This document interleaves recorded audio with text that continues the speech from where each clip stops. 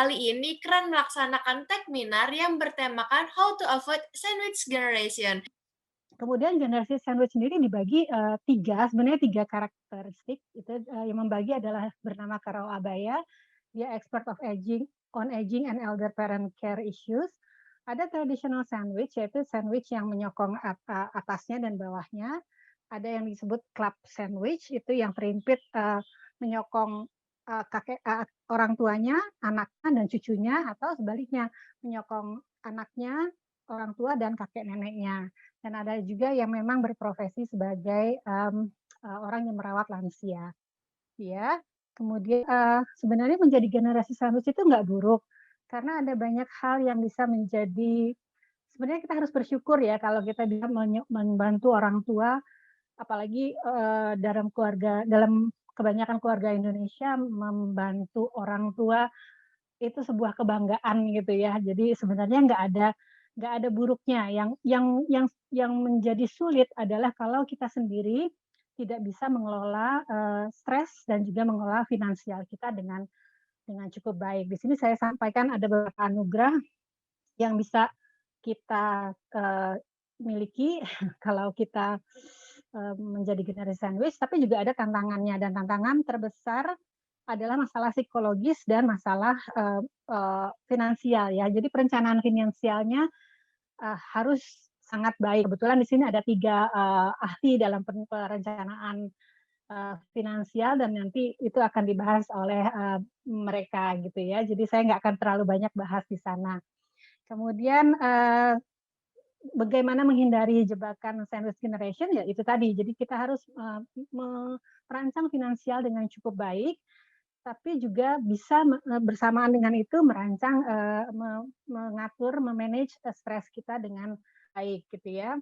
Jadi, kalau beberapa orang yang sudah, eee, terlanjur menjadi generasi saya kira satu-satunya cara agar tidak rantai ini tidak terus-menerus melilit ke anak-anak kita adalah dengan, apa ya, memutuskan memutuskan rantai tersebut. Jadi biarkan misalnya kita, oke lah kita sekarang menjadi generasi sandwich, tapi jangan sampai anak-anak kita, menjadi generasi sandwich berikutnya. Kita harus memutus rantai rantai itu dengan, mulai sekarang meskipun mungkin, masih berumur 20-an atau 30-an awal, kita tetap harus mencoba untuk, apa namanya, mengatur mengatur, keuangan dan juga mengatur stres kita dengan cukup baik. Nah, bagaimana jika terlanjur menjadi generasi sandwich, ya cobalah menjadi generasi sandwich terakhir. Yang Dorothy Miller Generation ini tidak keliru sebenarnya, karena pembentukannya memang dari nilai-nilai, barat yang cenderung individualis. Tapi tinggal di Indonesia yang punya nilai-nilai kebersamaan yang tinggi tadi, Kak Astrid bilang gitu juga. Setiap orang selama ini,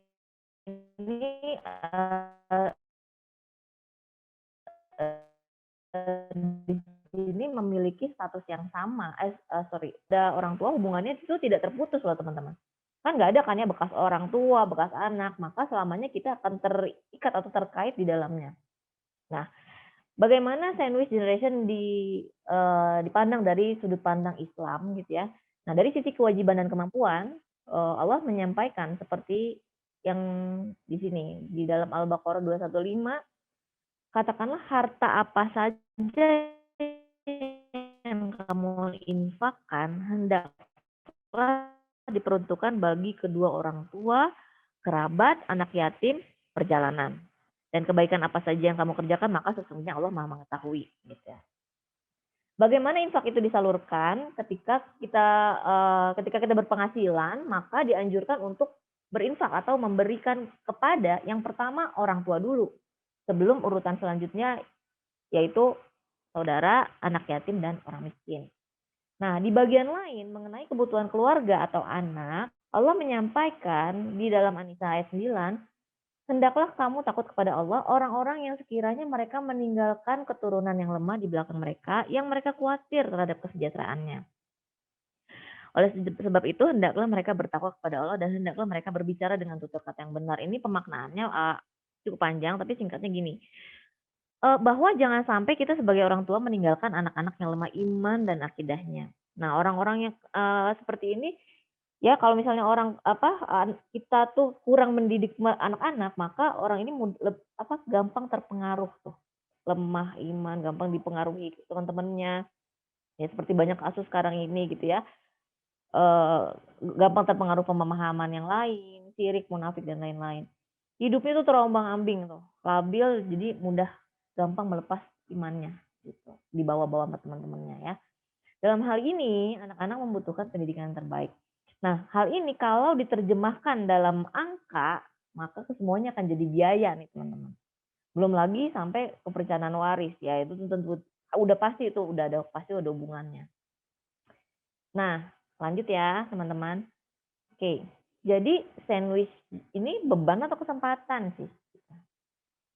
Ya, salah seorang sahabat Nabi, ini hadis sahih, salah seorang sahabat mendatangi Nabi dan dia bertanya tentang harta yang ia miliki, namun ia punya orang tua yang miskin.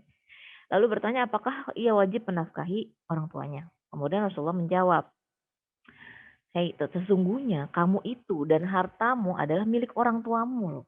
Dan anak-anakmu adalah bagian dari penghasilanmu yang baik. Maka makanlah dari penghasilan anak-anakmu." Gitu. Bahwa pada dasarnya langkah awal yang perlu diubah adalah mindset. Mindset bahwa orang tua itu adalah beban. Seperti yang disampaikan di sesi sebelumnya, bahwa sebetulnya ada anugerah yang sangat besar sebagai sandwich generation. Nafkah kepada orang tua merupakan salah satu di antara bentuk birrul walidain, gitu ya, berbuat baik gitu pada orang tua, terutama kalau orang tuanya sudah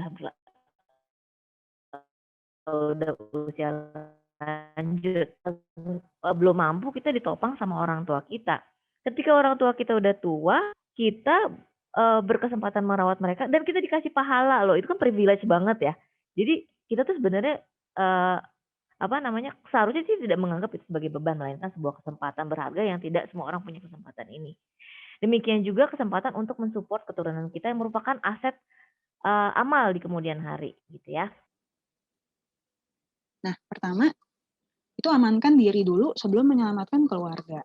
Jadi, yang menjadi fokus saya pertama kali waktu saya udah mulai bekerja, terus saya ngerasa kalau, oh ya saya pengen bisa bantu secara finansial nih keluarga saya, itu adalah saya harus punya perencanaan keuangan yang baik dulu, gitu. Saya udah punya investasi belum? Saya udah punya asuransi belum untuk nge-cover resiko-resiko yang mungkin ada? Baru setelah semuanya itu udah rapi, baru saya bisa membantu keluarga saya.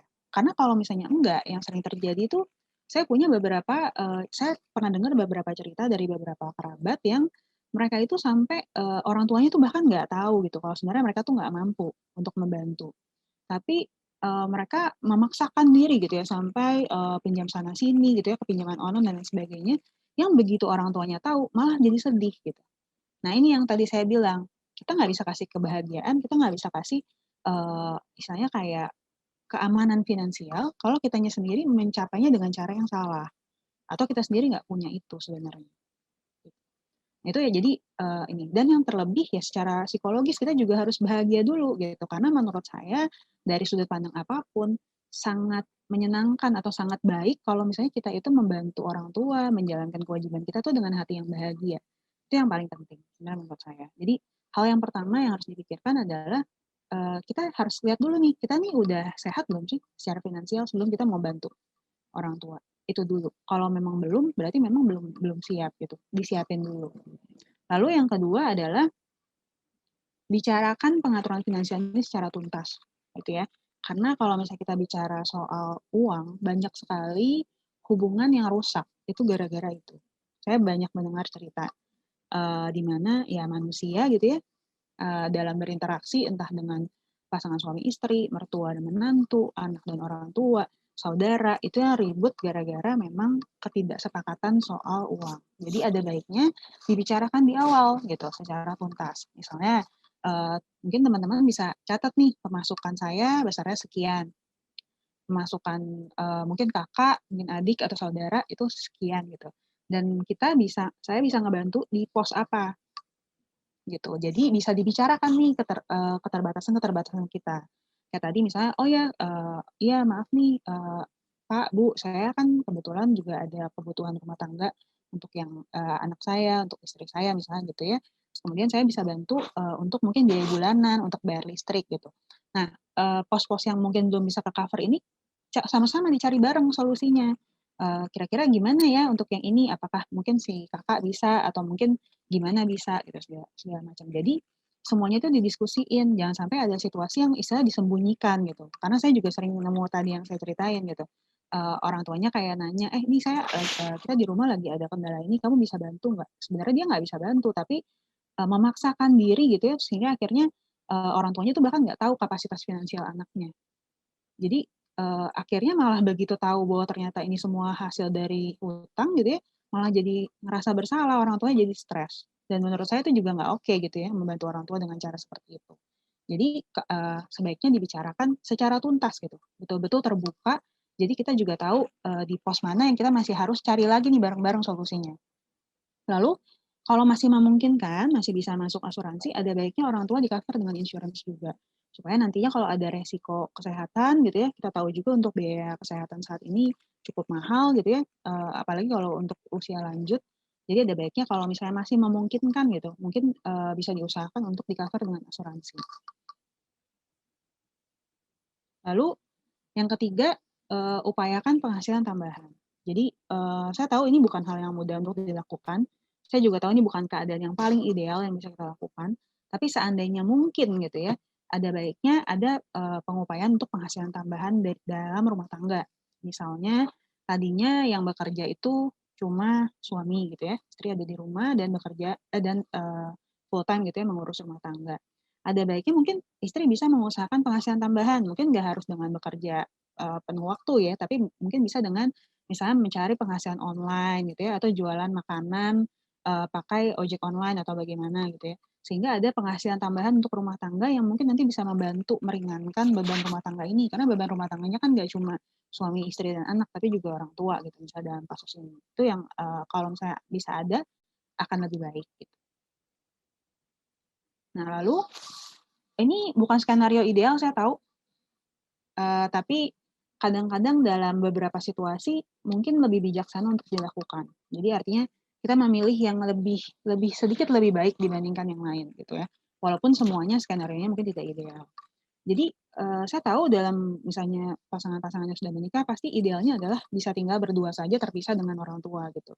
Tapi dalam situasi di mana misalnya orang tua ini adalah tanggungan gitu ya, mungkin ada baiknya juga bisa tinggal bersama sehingga biayanya itu bisa menjadi lebih murah, lebih ringan. Jadi tempat tinggal yang sudah disediakan sebelumnya untuk tinggal berdua mungkin bisa disewakan sebagai penghasilan tambahan juga gitu. Dan di saat bersamaan jadinya kan biaya utility-nya seperti listrik, air dan lain sebagainya itu bisa mungkin sedikit lebih ringan gitu. Nggak jadi dua tempat terpisah gitu. Jadi ini bisa jadi salah satu opsi juga seandainya memang tadi misalnya opsi untuk mencari pendapatan tambahan agak sulit untuk dilakukan gitu kan. Kemudian juga mungkin anak tunggal gitu kan dan harus memang menghidupi orang tua tanpa bantuan dari saudara-saudara yang lain, mungkin ini bisa jadi salah satu opsi juga. Gitu.